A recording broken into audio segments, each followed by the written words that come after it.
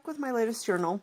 This one is a custom journal made for a young lady who enjoys gaming and especially likes Skyrim. So my son plays Skyrim, so I ran with that. I'm not a gamer, so I really went to him for his expertise on this. So on this, I made it with wanted to go for a old vintagey theme and keep with the nature of the game. So this is made with a large paper bag, and those of you who have a Ben Franklin in your area, there was one in Helena, Montana. It is no longer there. They used to give you these large craft paper bags, really big, to put your scrapbook paper in. Well, I've hoarded a lot of those. And I just folded one of the bags up in half, and then I sewed it, and then I folded it to construct, the flap and the cover of this. Painted it, and I absolutely love how this has come out. There's the front and the back. I just randomly ran ink over it as well, some black and walnut stain, I think. So I really, really do like... I got my sewing machine to work, and I used really heavy thread to sew this together. And I absolutely love how it has come out. And I left the top, this is the top of the bag, on there because I love how that looks. So hopefully she likes this as well. On the cover, I did the, and for you gamers, I apologize in advance.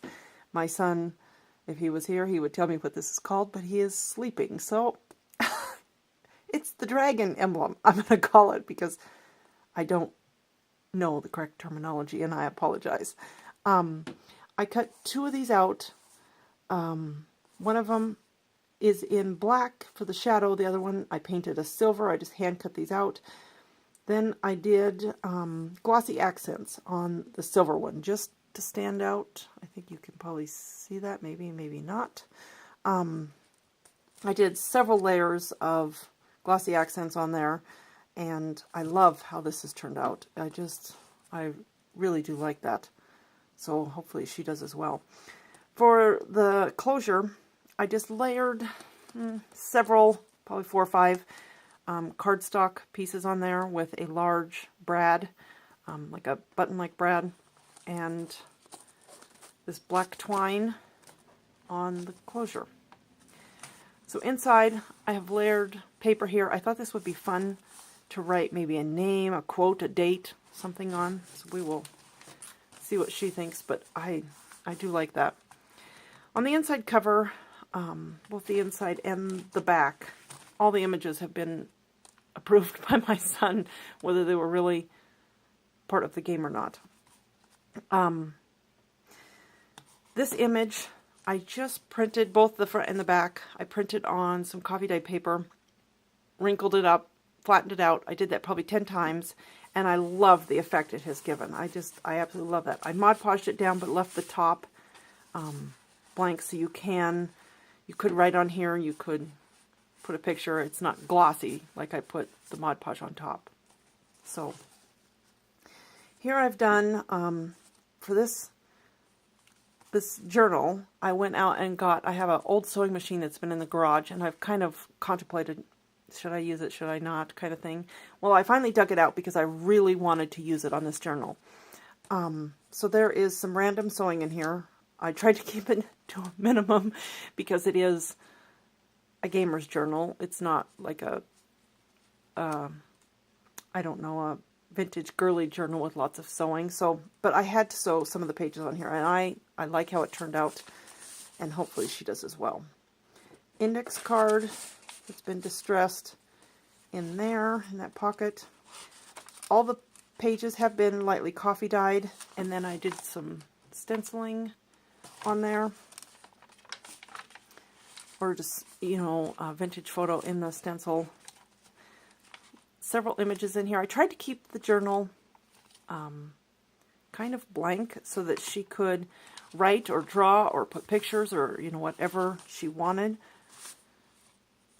There's one of the images. I love this. I made it as a tag. So I printed this out on a sheet of paper, put the picture of Spriggans on there, Then I cut his name out and put it up there and just outlined with a marker around that the words about him or her, I'm sorry, about Spriggans. I cut that out and made like a little flap here so that you could write here and you can write on here. I do like that a lot. Some little envelopes in here. There's just some index cards that have been distressed in there. One of the alphabet or the language of the game. I printed some of these out and did some lines on the back, just distressed it. There's these tuck spots. I cut a lot of these little circles out when constructing the journal. So there was some left over after what I originally used some for, and I thought, oh, I'm going to make double tuck spots. So there's one, and there's another. I just put some tags in here that she could write on or put photos or, you know, whatever. The puppy dog from the game. I guess he is pretty important. I have not played the game. I've watched my son play the game.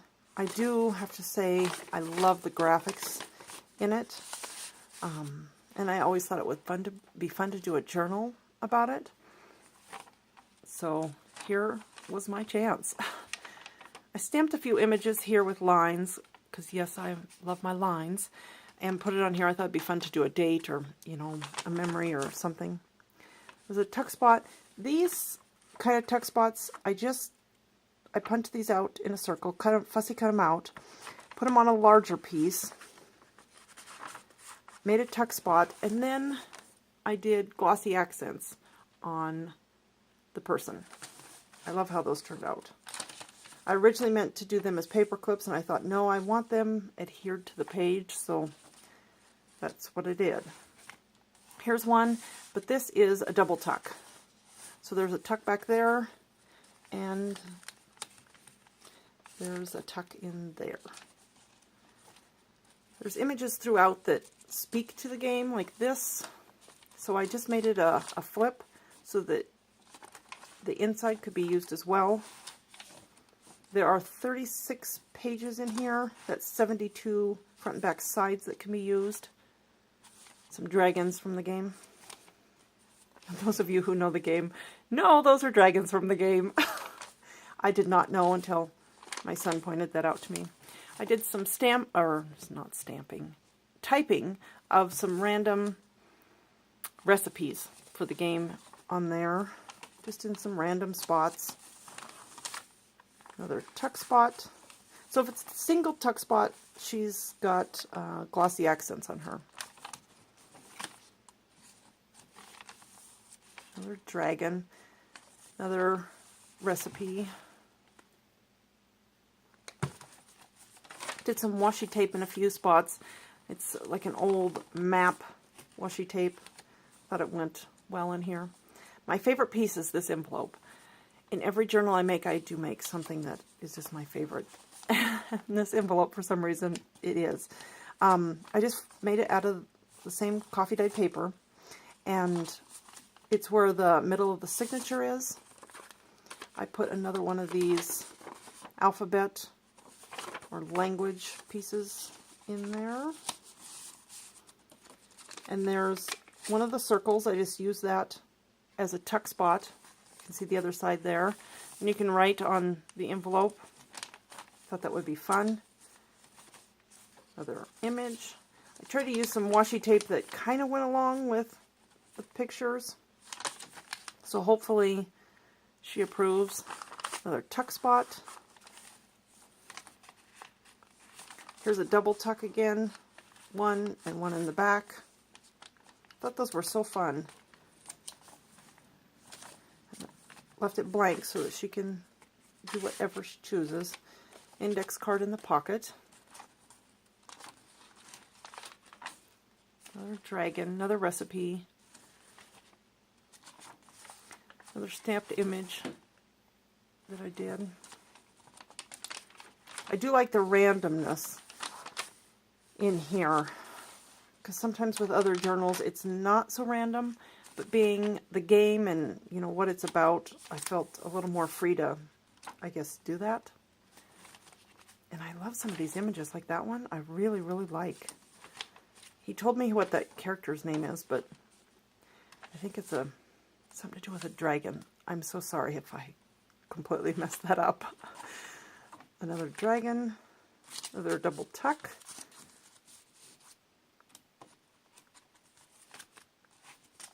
Another image, it's a newsletter. There's another single tuck. So she's got glossy accents on her.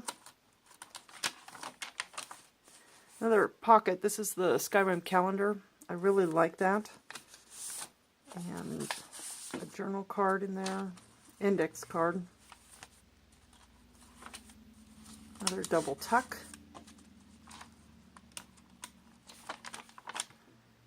And then one last stepped image just to write. I thought that'd be fun for a name or, you know, whatnot. This is a leftover piece from the pocket here. I thought that would be fun to write on. And then the last piece, again, I printed on coffee dyed paper, just wrinkled, flattened, about 10 times, and then Mod Podged it down. No Mod Podge on the top, so you can write on it and do that kind of stuff. So, that is it. Hope you guys enjoyed. Thanks for watching.